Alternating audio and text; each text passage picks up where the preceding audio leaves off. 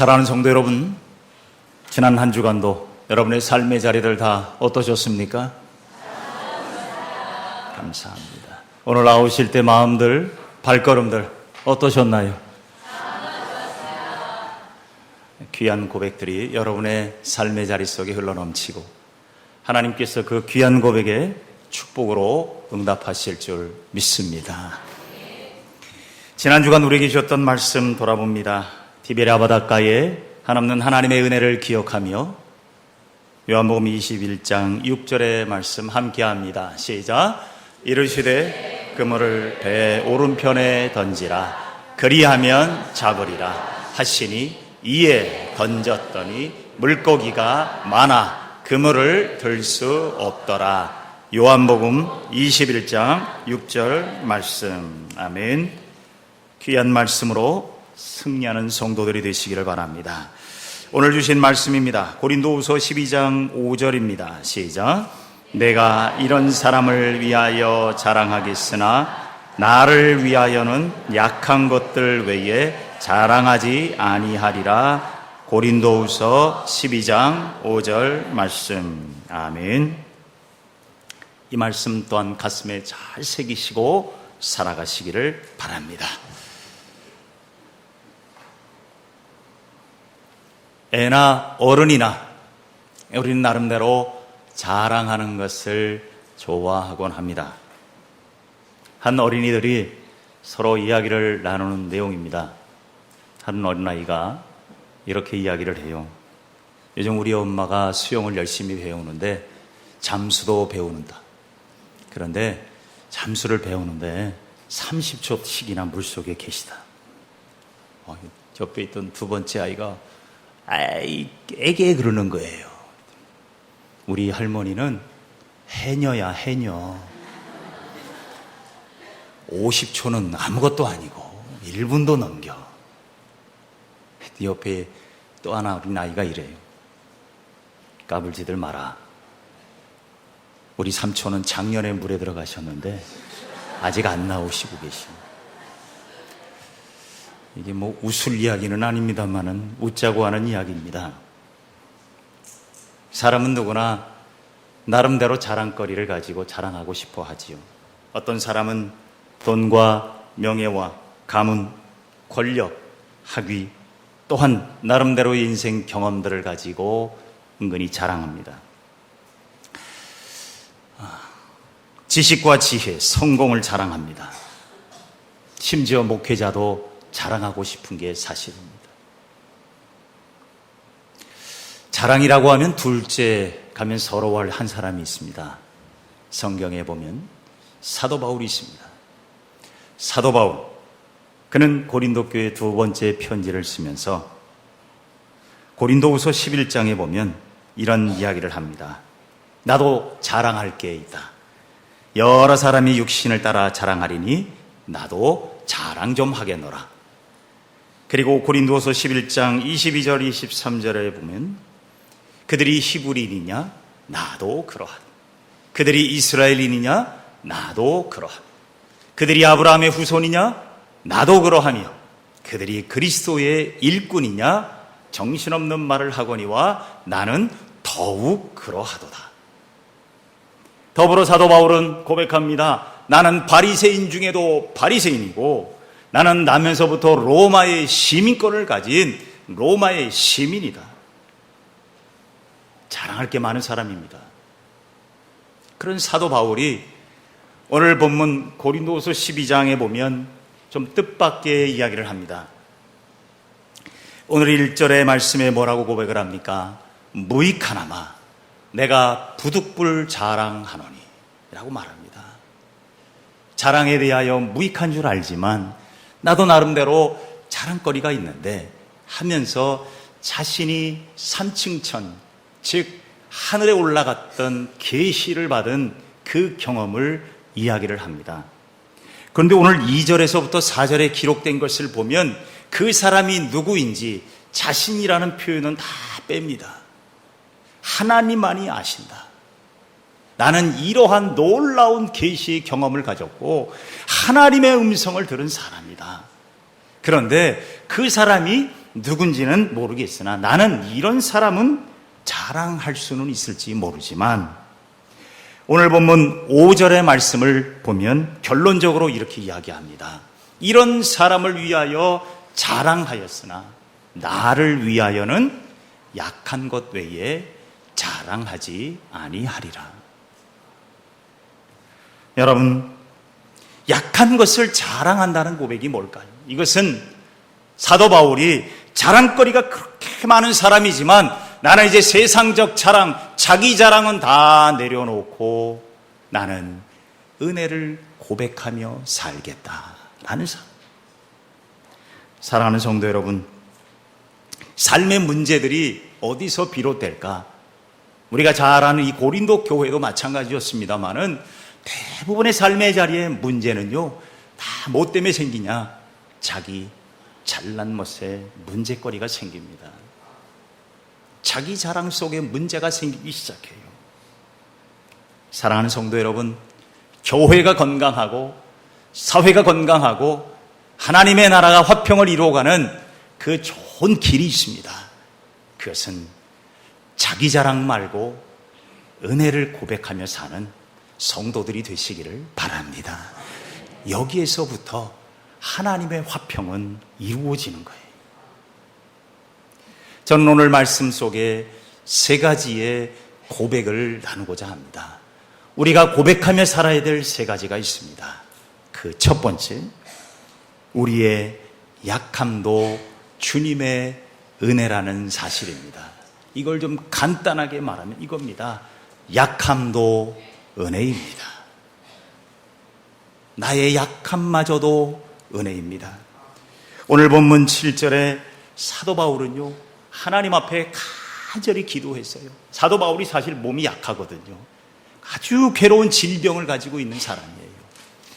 그런데 하나님께서 주신 계시가 참 놀랍고 이것을 전하는 복음의 사도로서 사명을 감당해야 되는데 아프니까, 내 몸이 너무 괴로우니까 힘들 수 있어서 하나님 앞에 엎드려 간절히 기도를 했어요. 근데 하나님의 대답이 뭐냐면 오늘 본문 7절에 여러 계시를 받은 것이 지극히 크므로 너무 자만하지 않게 하시려고 내 육체에 가시고 사단의 사자를 주셨으니 이는 나를 쳐서 너무 자만하지 않게 하려 하심이라. 사도 바울 자체가 힘들었어요. 그런데 놀라운 건요, 사도 바울을 통해서 하나님은 기적도 베푸세요. 사도 바울의 옷자락만으로도 나음을 입는 기적도 일어나요. 그런데 정작 누구는 은혜를 못 받았어요? 바울 자신은 고침을 받지 못했어요. 하나님은 도대체 왜 이렇게 하셨을까? 사도 바울은 깨닫습니다. 오늘 본문 8절 9절에 하나님이 말씀하시지요. 내 은혜가 내게 족하도다. 내 능력이 약한 데서 온전하여 짐이라. 하나님이 사도 바울의 그 약함을 두신 뜻이 있었어요. 교만하지 않으라. 사람은 누구에게나 약한 구석이 있습니다. 여러분, 약하지 않은 사람은 없습니다. 왜 그런지 아시죠? 우리는 하나님이 뭐로 만드셨어요? 질그릇이, 흙으로 만들었어요. 사람은 약한 존재예요. 그런데 그 약함을 아픔으로 고백하지 마시고 그 약함을 통해서 하나님의 은혜를 만나는 통로로 고백하며 사는 삶이 되시기를 바랍니다. 은혜가 우리에게 약함 통해서 임할 수 있다는 사실, 우리는 하나님 없이는 살 수 없다는 중요한 사실을 바로 그 약함 가운데서 깨닫게 될 때가 많아요. 하나님이 우리에게 약함을 주신 것은 하나님이 우리와 만나기를 원하시는 통로이기 때문입니다. 20세기 손꼽히는 지휘자 중에 한 사람인 토스카니니, 그는 원래 첼로 연주자였다고 합니다. 그런데 그는 지독한 근시였답니다. 그러니까 악보를 제대로 볼 수 없는 상황이었대요. 그러다 보니까 이 토스카니니는 방법이 다른 게 없어요. 악보를 어떻게 해요? 통째로 외우는 수밖에 없었답니다. 얼마나 힘들었겠어요. 눈을 좀 고쳐주면 잘할 수 있을 텐데. 그런데 어느 날 연주회를 하게 되는데요. 놀라운 일이 일어납니다. 연주회를 앞두고 갑자기 지휘자가 아파서 자리를 비우게 됩니다.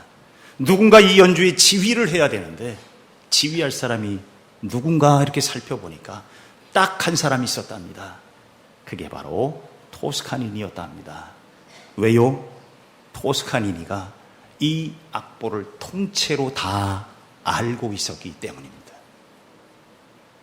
그가 비록 눈으로 볼 수 없어서 외워야 되고 또 외워야 됐지만 그것이 그의 약함이었지만 하나님은 그 약함 속에 은혜를 베푸셔서 위대한 지휘자로까지 이르게 했다는 사실입니다. 사랑하는 성도 여러분, 약함으로 인하여 불평거리를 삼지 마시고 약함으로 인하여 은혜의 통로로 고백하는 자가 되시기를 바랍니다. 약할수록 더욱 깊은 은혜를 체험할 수 있다는 찬스, 기회로 삼으란 말이에요. 때로는 약한 분들이 그럼에도 불구하고 하나님께 엎드리며 주님을 섬기는 모습을 볼 때마다 저는 늘 감동합니다. 약함에도 불구하고 섬기려고 애쓰는 모습을 볼 때마다, 힘들고 어려운 상황에서도 섬기려고 하는 상황을 볼 때마다 저는 감동이 돼요. 여러분, 건강한 사람이 모든 일을 잘하는 건요, 어떻게 보면은 큰 은혜가, 큰 감동이 오지 않을 때도 있어요. 그런데 약하고 힘들고 어려운데도 불구하고 그 약한 가운데서도 섬기는 모습을 볼 때에 은혜는 더 깊어지고 큰 감동으로 온다는 것이지요. 사랑하는 성도 여러분, 약함이 원망과 불평의 통로가 아니라 은혜의 통로가 된다는 그 고백을 주님 앞에 늘 고백하며 살아가는 성도들이 되시기를 바랍니다. 약함도 은혜입니다. 우리 함께 합시다. 우리의 약함도 은혜입니다. 하나님이 이 고백을 들으시고 아이고, 내가 더 큰 은혜를 줘야 되겠구나. 여러분, 왜 하나님이 생각하지 않겠어요? 하나님은 우리의 약함을 잘 아시는 분이기 때문에 그 약함을 통하여 더 깊은 은혜를 베풀어 주실 줄로 믿습니다. 두 번째로 우리가 고백해야 될 것은 우리의 약함도 얼마든지 주님의 능력이라는 사실입니다. 이걸 좀 간단하게 줄이면 이렇게 하시면 됩니다. 약함도 능력입니다. 나의 약함까지도 능력이 되게 하시는 하나님이시라는 거지요. 오늘 사도 바울은 9절 후반부를 보면 이렇게 고백합니다. 나의 여러 약한 것들에 대하여 내가 자랑하리니 이는 그리스도의 능력이 내게 머물게 하려 함이라. 여러분, 약한 사람은 아무것도 할 수 없다고 생각할 때가 있어요. 그러나 성경은 약한 자를 들어서 위대하신 하나님의 일을 행하고 계시다는 것을 우리는 잘 알고 있습니다. 사도 바울은요, 흑외로운 질병을 품고 있어도 그 약한 가운데 하나님의 능력이 내 안에 임하셔서 그 능력으로 하나님의 위대한 일을 행하셨다는 것입니다. 그래서 로마를 복음화했고 오늘 우리에게까지 그 복음이 전파되는 역사가 일어난 줄로 믿습니다. 약함도 주님이 쓰시면 능력이에요. 약하다고 아무것도 못하는 게 아니에요. 이 약함을 주님의 손에 맡겨드리면 그 약함 가운데 하나님의 능력을 부으시고 하나님의 위대한 일을 이루어 가시는 통로가 되게 하실 줄로 믿습니다. 어느 시골의 농부에게 깨진 항아리가 있었습니다. 물 항아리가 있었어요. 근데 주인이 물을 길어서 올 때마다 좋은 항아리, 깨지지 않은 항아리들도 있는데 이 깨진 항아리를 같이 들고 다닙니다. 버려도 될 항아리인데, 쓸모없는 물 항아리인데 깨졌으니 뭐에 쓰겠어요. 그런데 이 주인이 이 깨진 항아리를 꼭 물을 길러 다녀요. 깨진 항아리를 들고 물을 길러 다닌다는 것은 사실은 의미가 없다고 생각을 해요. 그래서 이 항아리가요, 깨진 항아리가 주인에게 물었어요. 주인님, 왜 도대체 이 깨진 나를 왜 들고 다니냐고. 나는 쓸모가 없지 않냐. 어느 날 이 깨진 항아리에 또 물을 채워가지고 이 주인이 물지개를 지고 이렇게 가다가 그 깨진 항아리에게 말합니다. 야, 뒤 좀 돌아다 봐라. 이 뒤를 돌아다 보니까 길가에요, 그 다니던 길가에 꽃들이 쫙 피어 있어요. 예쁜 꽃들이 쭉 피어 있어요. 주인이 말합니다. 이 꽃을 어떻게 키웠겠냐? 깨진 항아리에 물을 담고 치고 오면서요, 줄줄줄줄 새는 물이요, 그 길가의 꽃들에게 물을 주었다는 거예요. 여러분, 깨진 항아리도 주인의 손에, 하나님의 손에 붙잡히면 귀하게 쓰이고 능력이 될 줄로 믿습니다.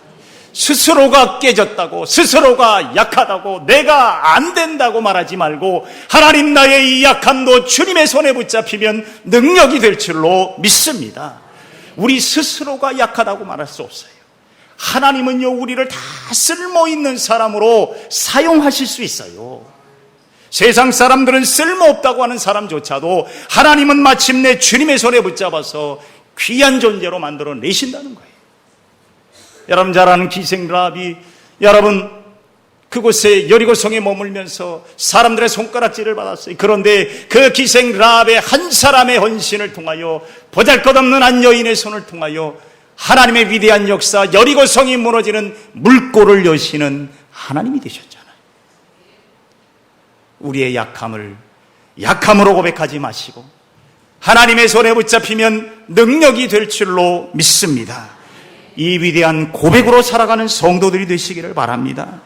그래서 사도 바울은 본문 10절에 보니까, 그러므로 내가 그리스도를 위하여 약한 것들과 능욕과 궁핍과 박해와 곤고를 기뻐하노니 내가 약한 그때에 강함이라. 아멘. 사랑하는 성도 여러분, 우리의 약함을 비관하지 마십시오. 비록 절망의 자리에 놓여 있을지라도 그곳에서 희망의 꽃을 피우시는 하나님이 계십니다. 우리가 아무리 애를 써도 우리의 방법으로 해결을 해보려고 해도 할 수 없지만, 우리가 연약한 존재이지만 나를 지으신 분, 나의 약함까지도 주님 앞에 드리시면 하나님의 능력으로 채우시고 하나님의 역사를 이루어 가실 줄로 믿습니다. 내가 약한 그때에 강하다고 했어요. 사랑하는 성도 여러분, 우리 함께 고백하십시다. 우리 다 함께 따라하십시다. 약함도 능력입니다. 주님께 맡기면 능력이 돼요. 이 고백으로 주께 맡기는 성도들이 될 때 여러분의 삶에는 다시 일어나는 위대한 역사가 일어나게 될 줄로 믿습니다. 마지막으로 고백해야 될 게 있습니다. 은혜 중에 은혜는 예수 그리스도입니다. 이 고백을 잃지 마십시오. 사도 바울은요, 세상적으로 자랑할 게 정말 많은 사람이잖아요. 여러분, 당시에 로마 제국하에 내가 로마의 시민이다라는 이 한마디면요, 사실 모든 사람들이요 아무 말도 못해요. 그런데 많은 사람들이 그 당시에는요 돈을 주고 로마의 시민을 샀는데, 사도 바울은 어떻게 해요? 나는 태어나면서부터 로마 시민이다. 대단한 겁니다. 여러분, 로마의 제국 치하에서 로마 시민은요 엄청난 권세가 있어요. 황제에게까지 상소할 수 있는 권한이 있는 사람이에요. 오늘날로 말하면 대통령 앞에 가서 단독으로 설 수 있는 사람이에요. 그런 특권을 가진 사람 사도 바울이요, 예수를 만난 뒤에 이 모든 게 다 뭐예요? 배설물이었어요. 내 생애의 최고의 은혜는 예수 그리스도입니다. 은혜 중에 은혜는 그러므로 예수 그리스도이기에 사도 바울은요, 그가 쓰신 많은 서신서 가운데 시작도 은혜요, 본론도 은혜요, 마지막도 은혜요, 예수 그리스도의 은혜예요. 주 예수 그리스도의 은혜가 너희에게 평강으로 임할지어다. 너희에게 주의 은혜가 넘쳐나게 될지어다. 마지막으로도 주님의 은혜로 살지어다. 사랑하는 성도 여러분, 그래서 고린도전서 15장 10절에 사도 바울은 고백합니다. 나의 나 된 것은 하나님의 은혜라. 여기에 앞에 나와 뒤에 나는 다른 나예요. 앞에 나는 세상 자랑으로 살았던 사도 바울, 세상의 권세와 세상의 지식과 세상의 능력으로 살았던 내 바울이 주님의 은혜로 나가 됐어요. 이 나는 하나님의 은혜를 고백하는 바울이 되었다는 거예요. 얼마나 놀라운 역사가 일어나는지 모릅니다. 그러기에 그는 그리스도를 위하여 약한 것도 능욕도 궁핍도 박해와 곤고함도 기뻐했다고 했습니다. 사도 바울은 예수님만 생각하면 힘이 났습니다. 사도 바울은 예수님만 생각하면 은혜가 샘솟았어요. 그분이 내게 힘을 주시고, 그분이 내게 길을 주시고, 그분이 나와 함께 계시니 내가 어디서든지 살 수 있습니다. 고린도후서 4장 7절의 9절의 말씀은 사도 바울은 고백합니다. 우리는 이 보배 예수 그리스도의 은혜를 질그릇같이 약한 우리 안에 담았으니 이는 심히 큰 능력은 하나님께 있고 우리에게 있지 아니함을 알게 하려 함이라. 우리가 사방으로 우겨쌈을 당하여도 쌓이지 아니하며 답답한 일을 당하여도 낙심하지 아니하며 박해를 받아도 버림받지 아니하며 거꾸로 때림을 당하여도 망하지 아니하리라. 사도 바울은 은혜 중에 은혜가 예수 그리스도임을 고백하고 이런 고백으로 살았어요. 그래서 그는 마침내 목이 잘려나가는 순교의 현장 속에서도 하나님 앞에 기쁨으로 마지막까지 자신의 모든 것을 들여 헌신했던 사람이었습니다. 사도 바울은 강해서 주의 사도가 아닙니다. 약해서도 주님의 사도였어요. 힘들어서도 주님의 사도였어요. 괴로웠어도 주님의 사도였어요. 사랑하는 성도 여러분, 은혜 중에 은혜는 예수 그리스도입니다. 이 고백을 우리가 잊어버리면 삶은 깊은 수렁으로 곤두박질 치는 것, 시간 문제일 것입니다. 수술을 할 때에 마취제를 쓰지요. 요즘 마취 안 하고 수술을 하면 괴로워서 살 수가 없겠지요. 근데 이 마취제가 도대체 언제쯤 발견이 됐을까? 한 170여 년 전쯤에 이 마취제가 발명이 됐답니다. 제이슨 심프슨이라는 사람이 산부인과 의사였는데 그가 최초로 이 수술할 때 마취제를 이제 발명했다고 합니다. 개발을 했는데 그가 기독교인이었습니다. 이거 수술을 하는데 너무 괴로워하니까, 고통스러우니까 깊이 고민하던 중에 성경 말씀을 보았답니다. 창세기 1장 21절에 보니까 하나님이 하와를 만드시는데 아담을 깊이 재우시고 외과 수술을 하셨어요. 갈비를 쏙 빼냈는데 아담이 알았어요? 몰랐어요? 어떻게 알아요? 아담이 몰랐어요. 왜 몰랐을까요? 깊이 재우셨다 그랬어요. 아, 깊이 재우면 되겠구나. 그래서 마취제를 개발했다고 합니다. 그래서 우리가 지금 수술할 때 아프지 않고도 자고 나면 수술 다 끝나잖아요. 얼마나 큰 은혜를 입고 사는지 모릅니다. 나중에요, 이 심프슨인 사람이 이제 마지막 모든 걸 은퇴하고 이제 제자들이 물었답니다. 선생님은 아마 일생토록 최고의 것이 있다면 뭡니까? 라고 물었어요. 아마도 이 마취제 개발을 이야기할 줄 알았는데 이 심프슨이라는 사람이 이렇게 말했답니다. 내가 가장 큰 죄인이라는 사실을 깨달은 것과 예수님이 나를 구해주신 구세주였습니다. 이것 말고는 없습니다. 이게 내 은혜 중에 최고의 은혜였고 이것이 내 삶의 최고였습니다. 사랑하는 성도 여러분, 우리는 은혜 중에 은혜가 예수 그리스도라는 고백으로 살 때 삶의 자리에서 흔들리지 않습니다. 어떤 삶의 자리에서도 이겨낼 수 있는 길이 보이는 사람이에요. 예수만 보이면 돼요. 기가 막힌 운동에서도 예수가 보이면 돼요. 사방으로 우겨쌈을 당하여도 예수만 보이면 돼요. 우리의 삶에 길이 막혔을지라도 주님만 보면 돼요. 주님이 길이시고 진리시고 생명이시잖아요.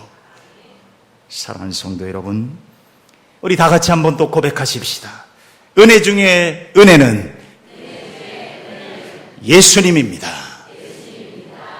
그래요. 은혜 중에 은혜는 예수님이에요.